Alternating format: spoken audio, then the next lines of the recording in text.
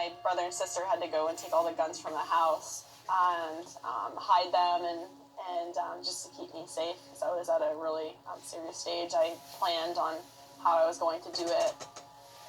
Brooke Gardner was only 11 when persistent feelings of hopelessness put her on the verge of suicide. Her parents took her to a psychiatrist who prescribed medication, but it did little to alleviate her despair. Really just numbed me. It made me, I didn't have any thoughts or really feelings anymore. Kind of just walked around like a zombie.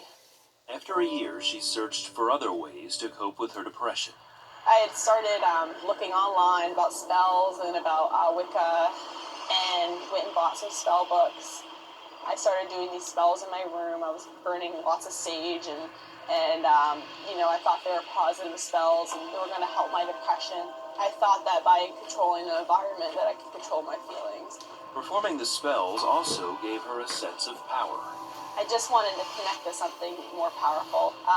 If you want to be bigger and better than a lot of the people around you, everyone better stay away from me or you're going to get it. But one night, Brooke discovered the magic she thought was helping her and invited an unexpected presence into her life. I was sleeping, and beside me was this dark figure, and it was touching the bed, and right beside me. I don't know what it was doing or why it had one of its hands on me. And I woke up and I still felt something with its hand on me. At that moment, I couldn't even scream or make a noise. I was so scared that whatever this was still in the room. After a while, it went away. Despite her fear, Brooke continued practicing witchcraft, and her condition only got worse. I didn't feel more powerful. Actually, really more so, I felt powerless, and I felt like a failure. It didn't make me feel any better than what I was. It just got me deeper and deeper into depression. Brooke lived with a debilitating depression for 3 years, going on and off various medications. Then, when she was 14, she woke up one morning to find something had changed. I told the doctor, I said, listen, I don't know what happened. I don't know how it happened, but I no longer have depression and never experience that state of depression or that oppression again. It was gone. But what remained was her need to have meaning and control in her life. And while she kept casting spells, she also started reading her father's dusty King James Bible, hoping she might find some answers there. I read in the book of Leviticus how God's not pleased with people who practice witchcraft and practice that kind of thing. So that's what really gripped me. Really believing all my life that it was okay to do those things. So after that, I took all my books, everything that I had that had to do with it, and I threw them all in the trash and just turned away from all of those things. A short time later, she was watching television and discovered a program she had never seen before. It was the 700 Club. I'd hear some of the testimonies of miracles and healings, and it just kind of opened my eyes to this whole other place of what I really desired and wanted inside. And so after watching it several times, I would pray with Pat on the TV and ask Christ to come into my life.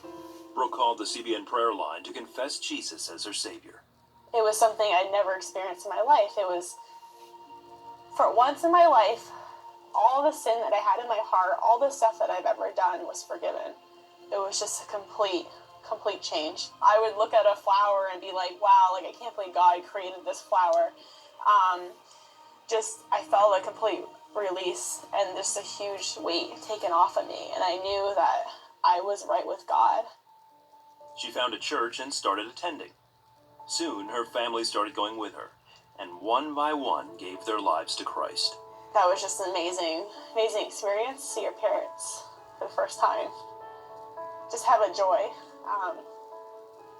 that I've never seen before, in them. And pretty much everybody in my family has received Christ and is serving Him today. And I really am a product of the ministry that the 700 Club does on a daily basis. Brooke realizes now that God's hand was on her, even when she didn't know Him. I looked back at those times where God was in those moments, when I woke up that morning and didn't have depression anymore, I knew that that was God healing me and healing my mind and healing that oppression that was on me at that time. Brooke attended Bible college and today runs a music cafe that ministers to children and youth. She has the peace of mind she always longed for and a hope that never fades. He died so that you can have forgiveness and you can have restoration with him in a relationship. There's no greater choice or decision that I've ever made in my life than to accept him into my life as my Savior.